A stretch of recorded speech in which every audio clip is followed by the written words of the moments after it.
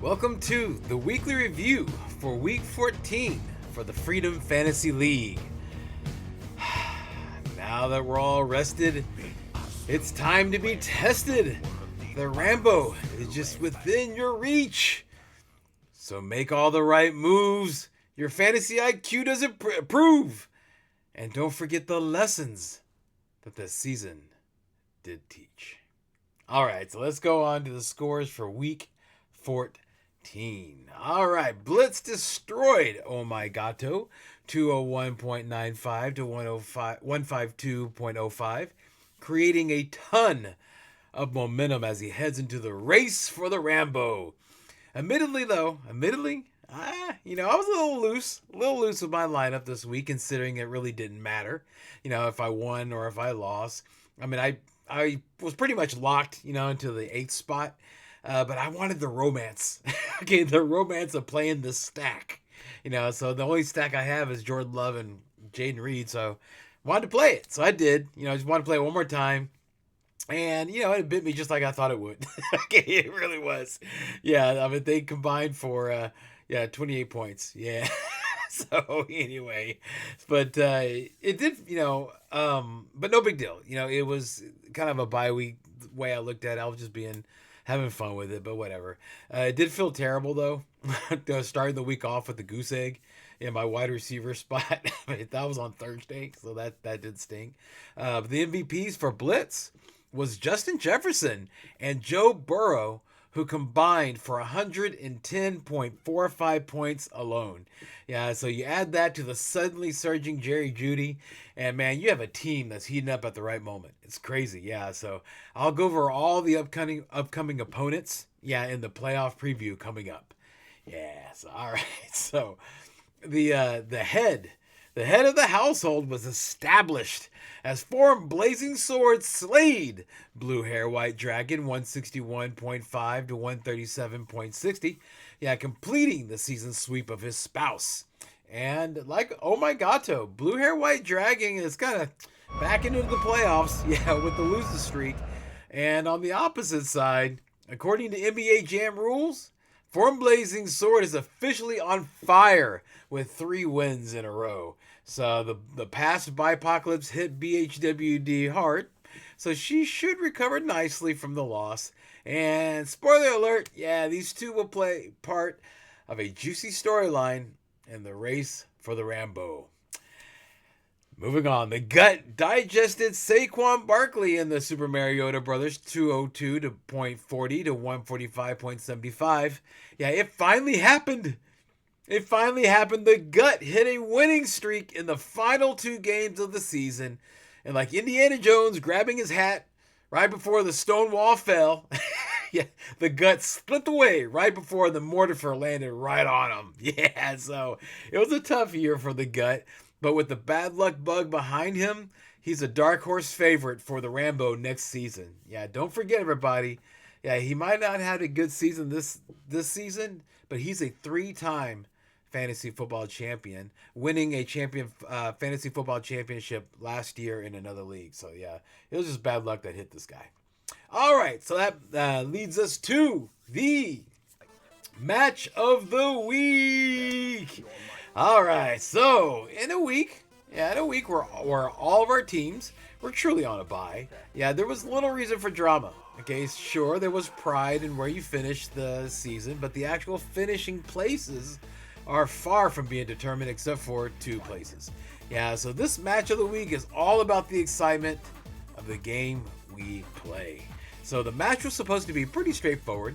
The once powerful The Doc was projected to beat Mom Spaghetti pretty handily. And from the beginning, it looked like the computers got the prediction right. Thursday night was ominous for Spaghetti as her normal high producer, Amon-Ra St. Brown, only scored 11 points as the Doc's master, Jake Bates, outkicked his projection by 4 points, swinging the odds in his favor. Now, while suffering from the byes, Mom Spaghetti had to replace 3 of her starters. 2 of them did fine. Tua and the San Francisco defense, did fine. But one did awful. That was Chase McLaughlin, the kicker, with his 4-point contribution. But, that's a kicker. No big deal. right? Not unless you're playing Puka Nakua, who went nuclear for 51.80 points. Yeah, the hits just kept coming as Tony Pollard, James Conner, Devon Achane, okay, all scored over 20 points to help put the Doc in a comfortable lead. Yeah, so as Sunday turned into Monday, the Doc was ahead 203.20 to 156.65, relaxing with a 46.55 lead with T. Higgins to hold the line as Mount Spaghetti only had Jamar Chase to go. But when the excruciatingly awful Monday Night Football theme mercifully came to a conclusion, all Mount Spaghetti wanted to do was make the match end fast. Not even the Simpsons could get her in a joyful mood as she prepared for her win streak to be broken. However, you can never underestimate the Glizzy Gobbler. Yes, the Glizzy Gobbler. The Glizzy Gobbler. Whew, that's a tough one. It's really his nickname. Look it up. As the game started, Joe Burrow curiously focused on the wide receiver that came into the league with him and not his fellow Tiger. Yeah, the attention was alarming for Mom Spaghetti until it became obvious that the only way that T. Higgins was going to cook was in the kitchen, since his hands turned straight into pans. Yeah, as each pass bounced off a Higgins palm, Burrow decided to change tactics and focus on 7-Eleven. The attention turned into 13 receptions and a touchdown. T. Higgins was having an unusually low output, but since the Doc had such a large 46.55 lead going into the game, yeah, his 4.80 output looked to be just enough to give the Doc that win that has been eluding him for 2 weeks. With only a handful of minutes left in the game and the Doc still ahead, it seemed like Uno had only brought Mom Spaghetti to the brink but couldn't get her over the top. Yeah, but in the waning seconds, Joe Burrow hit Jamar Chase for a long touchdown, which not only gave the Bengals the last second win, but threw Mom Spaghetti way over the top as she sauced the Doc 221.75 to 207.10. The win gave Mom Spaghetti the second seed, the highest she has had all year. Yeah, the defining champion's tale is one of inspiration since, remember everybody, she started the season 0-4 and now finished the regular season in second place. You don't ever give up. Even after the first month, you don't ever give up, right? The Doc's bad luck continued as his 207.10 point showing would have beaten 7 other teams in the league. But no matter, he's still in the race for the Rambo. All right. So let's move on to the blowout of the week. All right.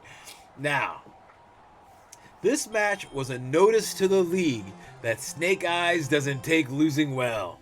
No, he gets the blowout of the week as he had angry sex with TGMP, beating him by 78.85 points with a score of 262.80 to 183.95. Yes, he scored 262.80 points. That's what Snake Eyes does when he loses, when he comes back.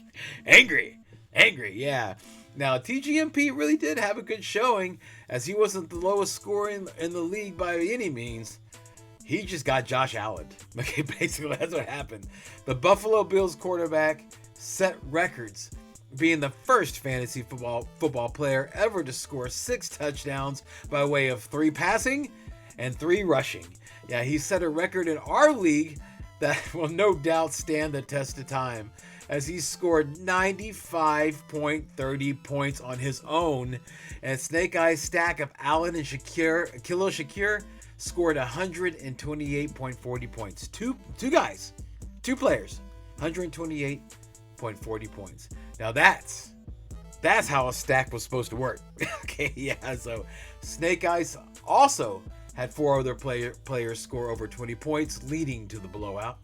Now, it wasn't all Snake Eyes, though, as TGMP did have Tyler Lockett and the Detroit defense combined for 3 points. Yes, a wide receiver, Tyler Lockett, and his defense combined for 3 points. Yeah, so that was rough. Yeah, it was nice to see Tyreek Hill finally score what had been expected of him all year, pouring in over 32 points. Yeah, but alas, it wasn't nearly enough to withstand the Josh Allen onslaught. The win let everyone know that Snake Eyes is the one to beat in the race for the Rambo, and the loss gave it an unfortunate return for TGMP. All right, so let's move on to, now we're not doing the standings anymore. Okay, not doing any of the standings. Now we're using this time to talk about, and I say we, it's the royal we. Okay, now we're using this time to talk about the race for the Rambo. Yeah, so let's go over the matches real quick that we'll be seeing in the first round of the playoffs. All right, let's start off with number 1 seed, Snake Eyes, takes on number 8 seed, Oh My Gato. Yeah, the two have met only once, and that was in Week 8, where Snake Eyes blew out Oh My Gato by 76.68 points. Yeah, dude, yeah, it was pretty bad. Yeah, not much has changed since then, as Oh My Gato has only been able to manage 2 wins since that time, where Snake Eyes has only had 2 losses in that time span. Yeah, Snake Eyes just had Josh Allen break records, and considering that last week was the first week in over a month that a player did not go nuclear against Oh My Gato, it seems that the high scoring streak will continue for the Rambo favorite. Yeah, the only hope that I have really is prayer. Okay, that's what I like. Praise Lord, have mercy. And we'll soon see what the Lord says. So, Lord, please have mercy. All right, moving on. That's where I'm at. Hey, yeah. Next, I'm backed into the playoffs, man. Losing streak right into the playoffs. Terrible. All right, next. Number 2 seed, Mom Spaghetti. Yeah, will take on number 7 seed, Saquon Barkley and the Super Mariota Brothers. Now, these two curiously also met in Week 8, with Saquon Barkley and the Super Mariota Brothers eking out an 11-point win over Mom Spaghetti. Yeah, so Super Mario Brothers has been on a hot streak until last week's pseudo bye week. Yeah, and has a team that is much stronger than his number 7 seed shows. No one has been able to stop the defending champ as she looks to push her win streak to 4 games by avenging the Week 8 loss and push further into the race for the Rambo. All right, moving on. Number 3 seeded Blitz will take on number 6 seed, the Doc. Now, these two have met twice in the regular season, with the Doc winning the first by a small margin, and Blitz getting his revenge with a 70.45 point win in Week 13.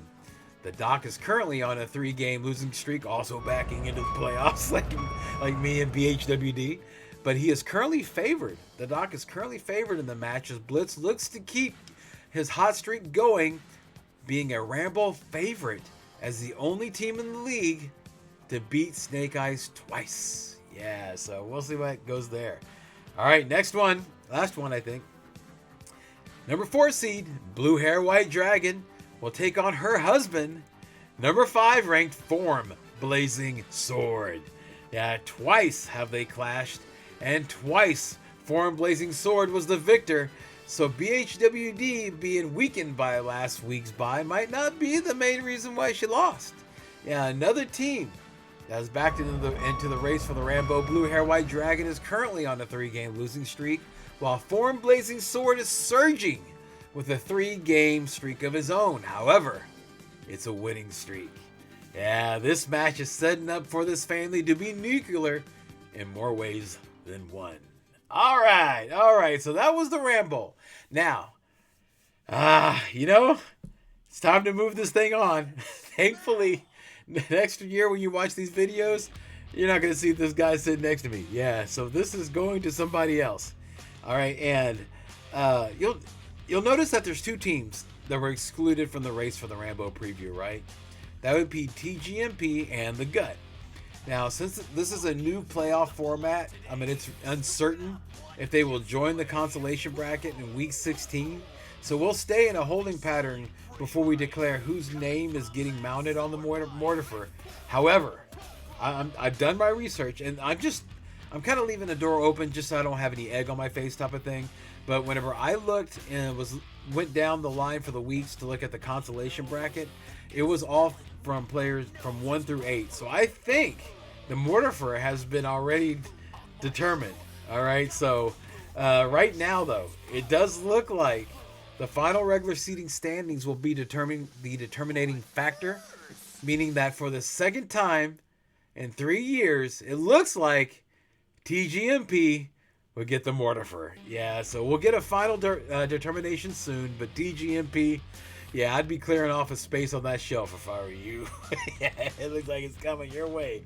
The mortifer's going to Mississippi, it seems. Yeah, so that's the actual, it's Mississippi mud. Yeah, that's what it's becoming. All right, move on. All right, so before we end the review, it's time to call out some teams for some embarrassing situations with the segment we call Oops, I Shit My Pants. All right, so we'll start off with me. Oh my gato. Yeah, when I started Jaden Reed over Garrett Wilson, who scored over 24 times higher than Reed. Now, loose was both how I was playing and apparently what my bowels also were. I get another one. All right, I get another one. I deserve another one because it was a goose egg. Reed gave me a goose egg. Man, when you get a goose egg, you get 2. Here comes the other one. That was bad. All right. This move made it smell like some mom spaghetti was left out overnight when she started Brock Bowers in the flex over Darnell Mooney, who scored over 3 times higher than Bowers. Here comes the spicy meatball. Man, that was me and my wife. Yeah, my house smelled like a package of roasted peanuts this weekend. Woo! Yeah, woo! All right. TGMP proved his namesake when he basically started Tyler Lockett in the flex over DeAndre Swift, who scored over 6.5 times higher than Lockett. And you know what I just said earlier? TGMP, you get another one because Lockett gave you a nice, fat goose egg. All right, last one.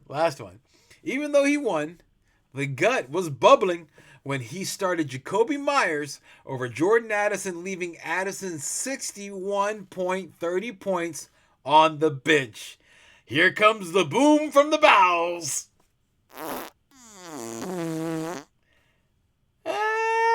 How about this? Yeah, you thought I didn't see this, did you, Gut? You get one more. For dropping Sam Darnold, who ended up scoring 81.05 points, to pick up and play Kirk Cousins, who scored 30.20 points. Yeah, that was vicious.